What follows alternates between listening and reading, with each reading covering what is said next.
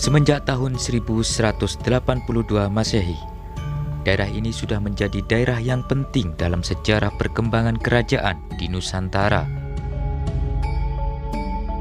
Dalam sejarahnya, kepercayaan terhadap Gunung Suci, yaitu Mahameru, sangat mewarnai kehidupan masyarakat di wilayah ini.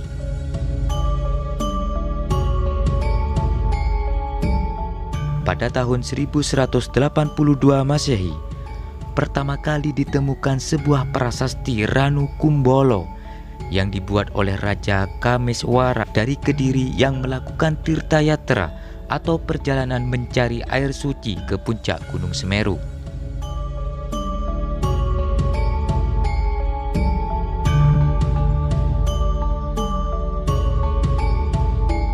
Lumajang. Berdasarkan penelusuran sejarah, nama Lumajang berasal dari Lamajang.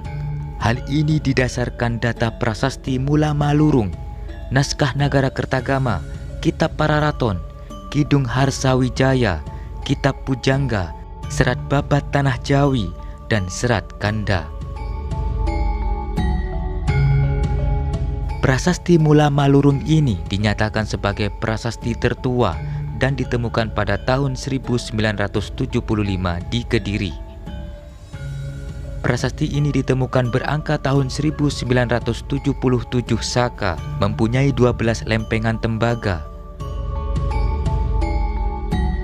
Pada lempengan 7, halaman A, baris 1-3, Prasasti Mula Malurung menyebutkan Siranararia, Semriningrat, Pingra Lista Juru Lamajang, Pinasangaken jagat palaku, ngakaneng nagara Lamajang, yang artinya Dia Nararia Simiriningrat atau Wisnuwardana ditetapkan menjadi juru di Lamajang, diangkat menjadi pelindung dunia di negara Lamajang tahun 1177 Saka.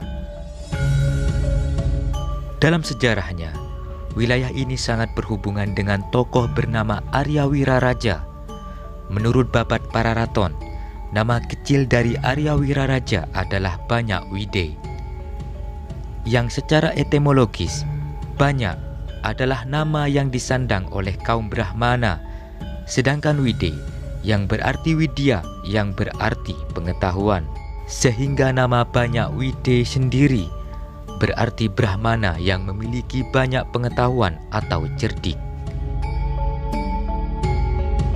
Belum diketahui dengan pasti mengenai kelahiran dari seorang tokoh Arya Wiraraja. Disebutkan bahwa ada 3 versi kelahiran tokoh Arya Wiraraja ini. Pertama dalam versi Madura, didasarkan pada naskah Pararaton yang menyebutkan bahwa tokoh Arya Wiraraja lahir di desa Karangnangka, Kecamatan Ruperu, Sumeneb. Serta dalam tutur cerita yang berkembang di masyarakat, disebutkan bahwa di daerah Ruperu ini diduga pernah digunakan sebagai salah satu pusat pemerintahan di Sumeneb, dan Banyak Wide merupakan adipati Sumeneb pertama yang tercatat dalam sejarah.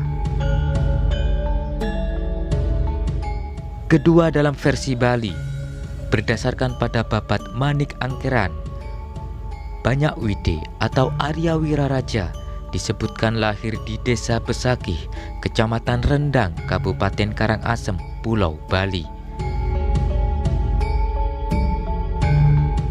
Dan yang ketiga dalam versi Lumajang, disebutkan bahwa Arya Wiraraja dilahirkan di Dusun Nangkaan, Desa Ranupakis, Kecamatan Kelakah, Kabupaten Lumajang.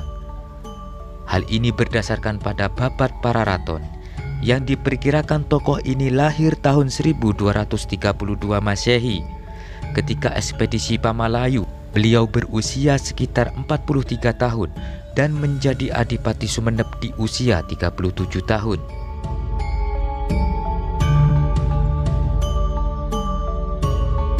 Atas kecerdikannya dalam perjalanan politik, nama Banyak Wide atau Arya Wiraraja lebih mencuat dalam sejarah politik di Kerajaan Singosari.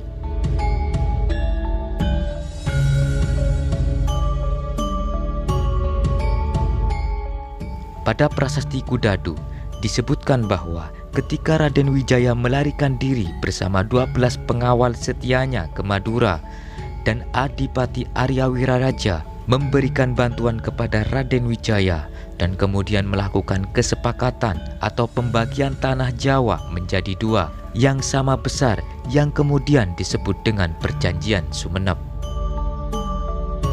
Bahkan Adipati Wirarajalah yang mengupayakan pengampunan politik untuk Raden Wijaya kepada Prabu Jayakatwang di Kediri hingga pembukaan hutan tarik menjadi Majapahit.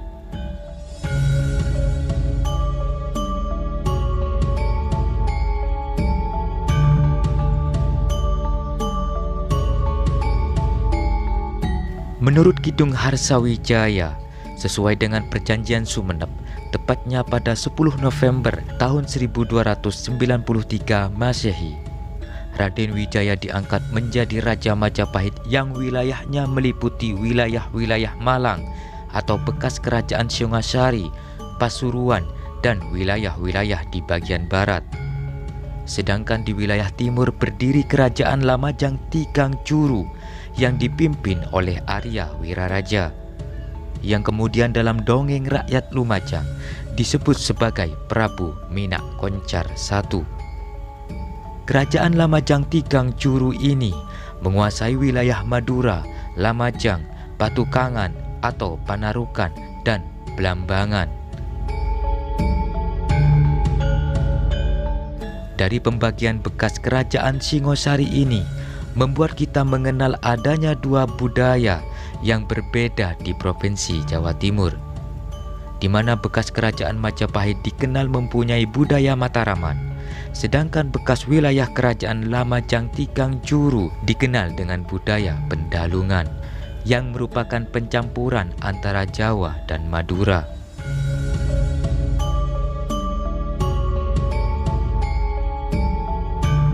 Prabu Arya Wiraraja atau Prabu Minak Koncar I berkuasa dari tahun 1293 hingga tahun 1316 Masehi.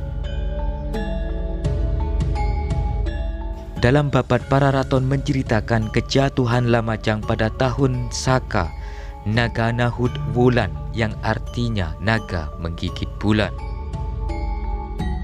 Dan dalam Babad Nagara Kertagama disebutkan tahun Mukti Gunapaksa Rupa, yang keduanya menunjukkan angka tahun 1238 Saka atau 1316 Masehi.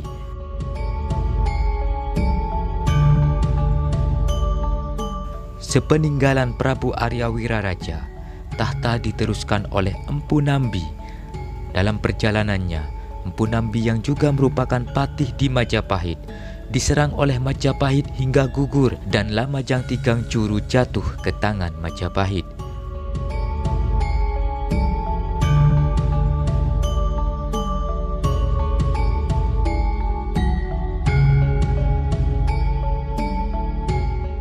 Keruntuhan Lamajang Tigang Juru ini kemudian membuat kota-kota pelabuhan seperti Sadeng dan Petukangan melakukan perlawanan yang kemudian dikenal sebagai Pasadeng atau Perang Sadeng dan Keta pada tahun 1331 Masehi.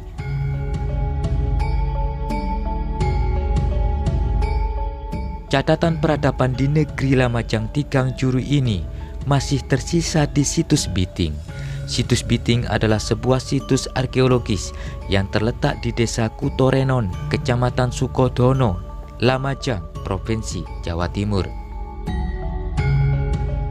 Kawasan Situs Biting ini merupakan kawasan ibu kota kerajaan Lamajang Tigang Juru yang dipimpin Prabu Arya Wiraraja, yang dikelilingi oleh benteng pertahanan dengan tebal 6 meter, tinggi 10 meter, dan panjang 10 kilometer.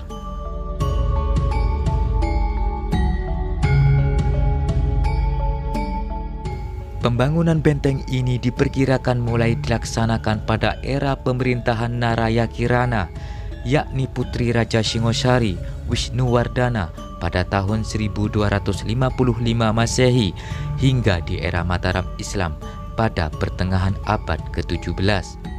Hal tersebut didasarkan pada Prasasti Mula Malurung lempengan ke-7 halaman A baris 1 sampai 3.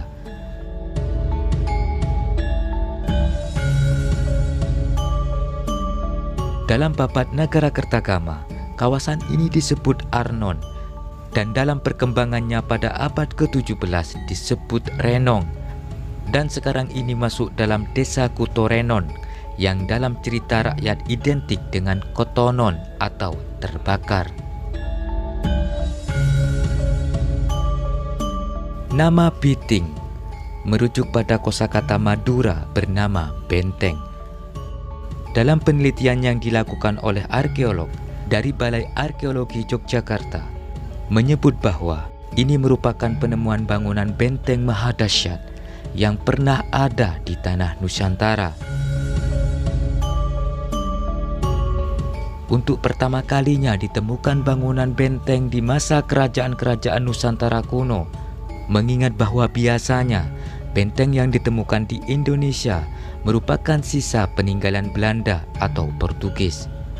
Benteng di situs Biting ini disusun dengan sangat modern karena di sisi luar benteng terdapat sungai alam dan dilengkapi dengan bastion atau pungangakan, atau disebut juga menara pengawas.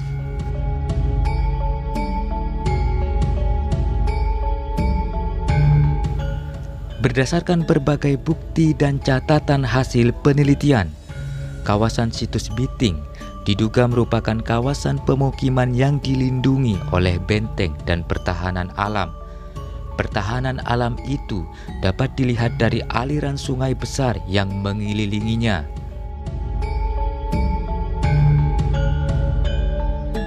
Yakni Sungai Bondoyudo di sisi utara, Sungai Bodang di sisi timur, Sungai Ploso di sisi barat, dan Sungai Cangkring yang merupakan sungai buatan di sisi selatan. Kawasan situs Biting memiliki luas 135 hektar yang mencakup 6 blok atau area, merupakan blok keraton seluas 76,5 hektar, blok Jeding 5 hektar, blok Biting 10,5 hektar, blok Randu 14,2 hektar, blok Salak 16 hektar, dan blok Duren 12,8 hektar. Benteng ini dibangun untuk melindungi kota Lamajang Tigang Juru dari berbagai serangan musuh dan ancaman dari luar.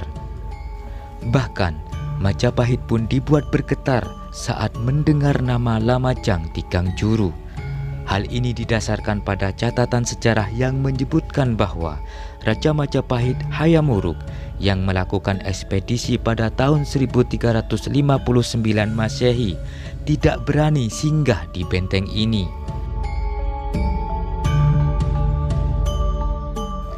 Susunan bangunan benteng ini menjadi bukti nyata kejayaan dan kekokohan pertahanan suatu kerajaan untuk melindungi kawasannya dari serangan musuh.